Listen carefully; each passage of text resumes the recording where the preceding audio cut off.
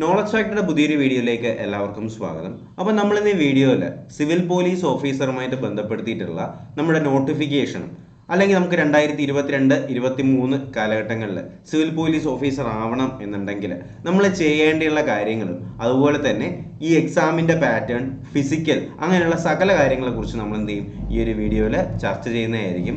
അപ്പോൾ ഈ ചാനലും ഈ വീഡിയോയും ആദ്യമായിട്ട് കാണുന്ന ആരെങ്കിലും ഉണ്ടെങ്കിൽ ചാനലൊന്ന് സബ്സ്ക്രൈബ് ചെയ്യുക, വീഡിയോ കൂടി ലൈക്ക് ചെയ്യാനായിട്ട് മറക്കരുത്.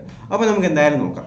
അപ്പോൾ ഒരുപാട് യുവാക്കളുടെ സ്വപ്നതുല്യമായിട്ടുള്ള ജോലി തന്നെയാണ് സിവിൽ പോലീസ് ഓഫീസർ അല്ലെങ്കിൽ വുമൻ സിവിൽ പോലീസ് ഓഫീസർ എന്ന് പറയുന്നത്.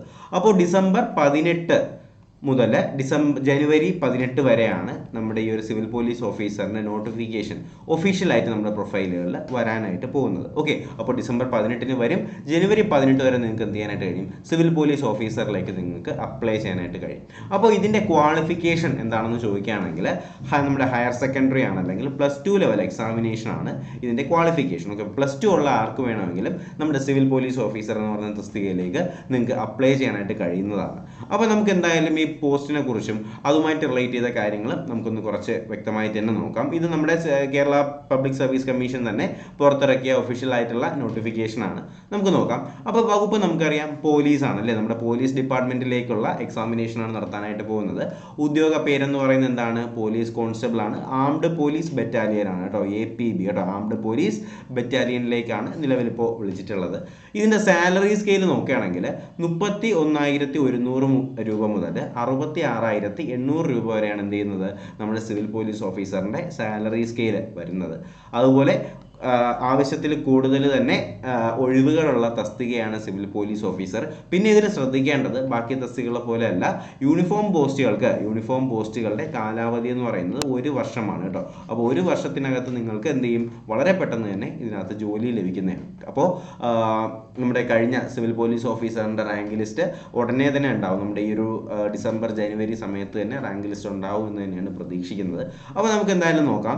അപ്പോൾ നിലവിലെ 7 ബറ്റാലിയനുകളായിട്ട് ഡിവൈഡ് ചെയ്തിട്ടാണ് സിവിൽ പോലീസ് ഓഫീസറിൻ്റെ എക്സാമിനേഷൻസ് നടത്തി വരുന്നത്. എന്ന് പറയുമ്പോൾ നമ്മുടെ തിരുവനന്തപുരത്താണെങ്കിൽ SAP എന്നും, പത്തനംതിട്ട ആണെങ്കിൽ KAP3 എന്നും, ഇടുക്കി ആണെങ്കിൽ KAP4 എന്നും, എറണാകുളം ആണെങ്കിൽ KAP1 എന്നും, തൃശ്ശൂരാണെങ്കിൽ KAP2 എന്നും, മലപ്പുറം ആണെങ്കിൽ MSP എന്നും, കാസർഗോഡ് ആണെങ്കിൽ KAP4 എന്നുമാണ് ഇതിനെ പറയുന്നത് കേട്ടോ. അപ്പോൾ ഈ കാര്യങ്ങൾ നിങ്ങളൊന്ന് ശ്രദ്ധിക്കുക. ഓക്കെ, അപ്പോൾ ഈ ഒരു രീതിയിലായിരിക്കും നമ്മുടെ സിവിൽ പോലീസ് ഓഫീസറിലേക്ക് നമുക്ക് അപ്ലൈ ചെയ്യാനായിട്ട് കഴിയുക. ഇതിപ്പോൾ ഞാനിപ്പോൾ തിരുവനന്തപുരത്തുള്ള ആളാണ്, എനിക്കിപ്പോൾ വേണമെങ്കിൽ MSP അല്ലെങ്കിൽ മലപ്പുറത്തേക്ക് അപ്ലൈ ചെയ്യാം, അതിനൊന്നും ഒരു കുഴപ്പമില്ല. ഓക്കെ, അപ്പോൾ നിങ്ങൾ ഇനി അപ്ലൈ ചെയ്യുമ്പോഴത്തേക്കും ശ്രദ്ധിക്കേണ്ട കുറച്ച് കാര്യങ്ങളുണ്ട്. ഏതൊക്കെ ജില്ലകളിലാണ് കഴിഞ്ഞ വർഷം ഏറ്റവും കൂടുതൽ ആൾക്കാർ എടുത്തിട്ടുള്ളത് എന്ന് നിങ്ങളൊന്ന് ശ്രദ്ധിക്കണം. പക്ഷെ നിലവിൽ നമുക്ക് കഴിഞ്ഞ സിവിൽ പോലീസ് ഓഫീസറിൻ്റെ എക്സാമിനേഷൻ്റെ റാങ്ക് ലിസ്റ്റ് വരാത്തത് കൊണ്ട് തന്നെ ആ ഒരു ജില്ലകളുടെ കാര്യം നമുക്ക് നോക്കാനായിട്ട് ബുദ്ധിമുട്ടാണ്. പക്ഷെ 2017 കണക്കുകൾ അനുസരിച്ച് ഏറ്റവും കൂടുതൽ ഒഴിവുകൾ വന്നതും അല്ലെങ്കിൽ ഓരോ ജില്ലകളുടെ ഒഴിവുകളും ഞാനിവിടെ കൊടുത്തിട്ടുണ്ട്, അത് നിങ്ങൾ ശ്രദ്ധിക്കുക. അപ്പോൾ നമ്മുടെ SAP അല്ലെങ്കിൽ സ്പെഷ്യൽ ആംഡ് പോലീസ് ആണെങ്കിൽ SAP ആണെങ്കിൽ അല്ലെങ്കിൽ തിരുവനന്തപുരത്താണെങ്കിൽ 1112 പേരെയാണ് കേട്ടോ, 1112 പേരെയാണ് തിരുവനന്തപുരം SAPയിൽ വിളിച്ചിട്ടുള്ളത്. പത്തനംതിട്ട ആണെങ്കിൽ അത് 763 പേരെയാണ്. ഇടുക്കി അല്ലെങ്കിൽ KAP5 600 പേരെയാണ്. KAP1 എറണാകുളത്താണെങ്കിൽ 590 പേരെയാണ്. അതുപോലെ തന്നെ തൃശ്ശൂർ KAP2 ആണെങ്കിൽ 983 പേരെയാണ്. MSP അല്ലെങ്കിൽ മലപ്പുറത്താണെങ്കിൽ 832 പേരെയാണ്. KAP4 അല്ലെങ്കിൽ കാസർഗോഡ് ആണെങ്കിൽ 784 ആണ്. അപ്പോൾ എന്തായാലും ഒരു 600-700 കൂടുതൽ എന്തായാലും എല്ലാ ജില്ലകളിലും എന്ത് ചെയ്യുന്നുണ്ട്, വരുന്നുണ്ട്. അതിൽ തന്നെ ഏറ്റവും കൂടുതൽ വന്നിട്ടുള്ള തിരുവനന്തപുരത്താണ്. 1000-ന് മേലെ 1112 പോയിട്ടുണ്ട്. അതുപോലെ തന്നെ നമ്മുടെ തൃശ്ശൂരാണെങ്കിൽ 953 പോയിട്ടുണ്ട് കേട്ടോ. അപ്പോൾ ഇതാണ് നമ്മുടെ 2017 നിയമന ശുപാർശകൾ പോയിട്ടുള്ള കണക്കുകൾ എന്ന് പറയുന്നത്. അതുപോലെ തന്നെ ഈ എക്സാമിനേഷൻ്റെ പാറ്റേൺ നിങ്ങളൊന്ന് ശ്രദ്ധിക്കണം. അതിന് പിന്നെ നമുക്ക് ഇതിൻ്റെ ഏജ് ലിമിറ്റേഷൻ ഒരുപാട് പേർക്ക് സംശയമുണ്ട്, നമുക്കൊന്ന് നോക്കാം. അപ്പോൾ നിയമന രീതി നമുക്കറിയാം, നേരിട്ടുള്ള നിയമനമാണ്. പ്രായപരിധി എന്ന് പറയുന്നത് 18 വയസ്സ് മുതൽ 26 വയസ്സ് വരെയുള്ളവർക്ക് എന്ത് ചെയ്യാം, നമ്മുടെ സിവിൽ പോലീസ് ഓഫീസറിലേക്ക് അപ്ലൈ ചെയ്യാനായിട്ട് കഴിയും. അപ്പോൾ ഇതിൻ്റെ ഡേറ്റ് ഇതിനകത്ത് കൊടുത്തിട്ടുണ്ട്. 2/1/1996 അതുപോലെ തന്നെ 1/1/2004 ഇടയിൽ ജനിച്ചവർക്കാണ് എന്ത് ചെയ്യുക, സിവിൽ പോലീസ് ഓഫീസറിലേക്ക് അപ്ലൈ ചെയ്യാനായിട്ട് കഴിയുക കേട്ടോ. അപ്പോൾ 2/1/1996 1/1/2004 ഇടയിൽ ജനിച്ചവർക്ക് എന്ത് ചെയ്യാനായിട്ട് കഴിയും? സിവിൽ പോലീസ് ഓഫീസറിലേക്ക് അപ്ലൈ ചെയ്യാനായിട്ട് കഴിയും. പക്ഷേ ഇതിനകത്ത് തന്നെ ഏജ് റിലാക്സേഷൻസ് വരുന്നുണ്ട്. OBC ആണെങ്കിൽ, അതർ ബാക്ക്വേർഡ് ക്ലാസ്സസ് ആണെങ്കിൽ അവർക്ക് 29 വയസ്സ് വരെ അവർക്ക് അപ്ലൈ ചെയ്യാനായിട്ട് കഴിയും. SC/ST ആണെങ്കിൽ അത് 31 വയസ്സ് വരെ അപ്ലൈ ചെയ്യാനായിട്ട് കഴിയും. എക്സ് സർവീസ് മാൻ ആണെങ്കിൽ അവർക്ക് 41 വയസ്സ് വരെയാണ് നിലവിൽ കേരള PSC ഇളവ് നൽകിയിട്ടുള്ളത്. അപ്പോൾ ഏജ് റിലാക്സേഷൻ കൊടുക്കുന്ന കാറ്റഗറീസിന് അത് കിട്ടുന്നുണ്ട്. ബാക്കിയുള്ളവർക്കാണെങ്കിൽ 26 വയസ്സ് വരെയാണ് അപ്ലൈ ചെയ്യാനായിട്ട് കഴിയുക. അപ്പോൾ വിദ്യാഭ്യാസ യോഗ്യത ഞാൻ പറഞ്ഞിട്ടുണ്ടായിരുന്നു. ഹയർ സെക്കൻഡറി അല്ലെങ്കിൽ +2 ആണ് നമ്മുടെ സിവിൽ പോലീസ് ഓഫീസറിൻ്റെ വിദ്യാഭ്യാസ യോഗ്യത എന്ന് പറയുന്നത്. അതുപോലെ തന്നെ ഈ എക്സാമിനേഷൻ്റെ ഒരു പാറ്റേൺ അറിഞ്ഞിരിക്കുക. എക്സാമിനേഷൻ ഏറ്റവും പ്രധാനമായിട്ട് നടക്കുക 3 പാറ്റേൺസ് ആയിട്ടാണ്. എന്ന് പറയുമ്പോൾ സിവിൽ പോലീസ് ഓഫീസറിൻ്റെ എക്സാമിനേഷൻ നടക്കുക, ഒരു പ്രിലിംസ് ഉണ്ടാവും, മെയിൻസ് ഉണ്ടാവും, അതിനൊരു ഫിസിക്കലും ഉണ്ടാവും. ഓക്കെ, ഈ പ്രിലിംസ് എന്ന് പറയുമ്പോഴത്തേക്കും +2 ലെവലിനകത്ത് വരുന്ന 1-2 എക്സാമിനേഷൻസിനെ കമ്പൈൻ ചെയ്തിട്ടായിരിക്കും പ്രിലിംസ് നടത്തുക.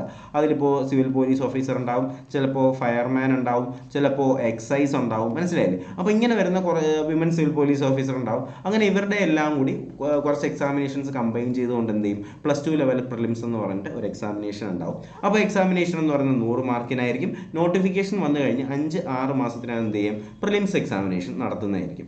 അപ്പോൾ ഈ എക്സാമിനേഷൻ്റെ റിസൾട്ടിൻ്റെ കാര്യമാണ് നമ്മൾ ശ്രദ്ധിക്കേണ്ടത്. അപ്പോൾ റിസൾട്ട് വരേണ്ടത്, അല്ലെങ്കിൽ റിസൾട്ട് വന്നു കഴിഞ്ഞാൽ ഒരു 3 അല്ലെങ്കിൽ 4 മാസത്തിനകം എന്ത് ചെയ്യും? Mains examination നടത്തുന്നതായിരിക്കും.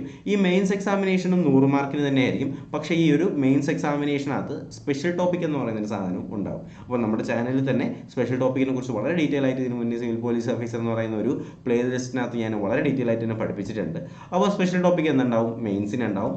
മെയിൻസ് ജയിക്കുന്നവർക്ക് എന്തുണ്ടാവും? ഫിസിക്കൽ ഇവൻറ്റ്സ് ഉണ്ടാവും. അപ്പോൾ ഫിസിക്കൽ ടെസ്റ്റിൽ എന്ന് പറയുന്നത് 8 ഐറ്റംസ് ഉണ്ടാവും. ഈ 8 ഐറ്റംസിനകത്ത് നമ്മൾ എന്ത് ചെയ്യണം? 5 എണ്ണം ജയിച്ചാൽ എന്ത് ചെയ്യാം? Physical test പാസ്സാവുന്നതാണ്. ഓക്കെ, അപ്പോൾ ഇതാണ് നമ്മുടെ സിവിൽ പോലീസ് ഓഫീസറിൻ്റെ ഒരു ഘടന എന്ന് പറയുന്നത്. അപ്പോൾ നമുക്ക് നോക്കാം ഏതൊക്കെയാണ് 8 ഐറ്റംസ് എന്ന് നമുക്ക് നോക്കാം. ഒന്ന് 100 മീറ്റർ ഓട്ടമാണ്. 100 മീറ്റർ ഓട്ടം 14 സെക്കൻഡാണ്. High jump 132.20 centimetre. Long jump ആണെങ്കിൽ 457.20 സെൻറ്റിമീറ്റർ. ഷോർട്ട് പുട്ട് 7 കിലോ ആണെങ്കിൽ അത് 600 സെൻറ്റിമീറ്റർ ആണ്. ത്രോയിങ് ക്രിക്കറ്റ് ബോൾ ആണെങ്കിൽ അത് 6,096 സെൻറ്റിമീറ്റർ ആണ്. റോപ്പ് ക്ലൈംബിംഗ് കൈകൾ മാത്രം ഉപയോഗിച്ചാണ്, അത് 365.8 സെൻറ്റിമീറ്റർ ആണ് ചെയ്യേണ്ടത്. അതുപോലെ തന്നെ പുള്ളപ്പ് ചിന്നിങ് 8 പ്രാവശ്യം ചെയ്യണം. 1500 മീറ്റർ ഓട്ടം 5 മിനിറ്റ് 44 സെക്കൻഡിൽ 1500 മീറ്റർ ഓട്ടവും കംപ്ലീറ്റ് ചെയ്യണം. അപ്പോൾ ഈ ഒരു 8 ഐറ്റംസിനകത്ത് നിന്ന് നമുക്ക് എന്ത് ചെയ്താൽ മതി? 5 ഐറ്റംസ് കംപ്ലീറ്റ് ചെയ്താൽ നമ്മൾ എന്ത് ചെയ്യും? ഫിസിക്കൽ ടെസ്റ്റും പാസ്സാവുന്നതായിരിക്കും. ഓക്കെ അല്ലേ? അതുപോലെ തന്നെ ഇതിന് ശാരീരിക മെഷർമെൻറ്റ്സ് ഉണ്ട്, ഫിസിക്കൽ മെഷർമെൻറ്റ്സ് ഉണ്ട്. അത് കുറച്ച് ശ്രദ്ധിക്കേണ്ട കാര്യമാണ്. ഉയരം, ഹൈറ്റ് എന്ന് പറയുന്നത് 168 സെൻറ്റിമീറ്റർ ആണ് വേണ്ടത് കേട്ടോ. ഹൈറ്റ് 168 സെൻറ്റിമീറ്റർ ആണ്. ചെസ്റ്റ് ആണെങ്കിൽ, ചെസ്റ്റ് അളവാണെങ്കിൽ അത് വേണ്ടത് 81 സെൻറ്റിമീറ്റർ ആണ്. 51 സെൻറ്റിമീറ്റർ വേണം. 5 സെൻറ്റിമീറ്റർ എക്സ്പാൻഷൻ വേണം. എന്ന് പറയുമ്പോൾ നോർമലിൽ 81 വേണം. ശ്വാസം എടുക്കുമ്പോഴത്തേക്ക് എന്ത് ചെയ്യുക? 5 സെൻറ്റിമീറ്റർ എക്സ്പാൻഷൻ എന്ത് ചെയ്യണം? നമ്മുടെ സിവിൽ പോലീസ് ഓഫീസറിൻ്റെ ഈ ഒരു ഫിസിക്കൽ ടെസ്റ്റിന് അത്യാവശ്യമാണ്.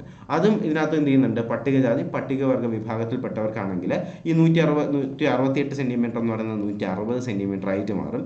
അതുപോലെ തന്നെ നമ്മുടെ ചെസ്റ്റിൻ്റെ അളവ്, നെഞ്ചളവ് എന്ന് പറയുന്നത് ഈ 81 സെൻറ്റിമീറ്റർ നോർമലായിട്ട് വരുന്നത് 76 സെൻറ്റിമീറ്ററും അതുപോലെ തന്നെ ഇതിൻ്റെ വികാസം 5 സെൻറ്റിമീറ്റർ ആയിട്ട് അതും മാറുന്നതായിരിക്കും. ഓക്കെ, അപ്പോൾ കാറ്റഗറി വൈസിലുള്ള വ്യത്യാസം ഇതിനകത്തും വരുന്നുണ്ട്.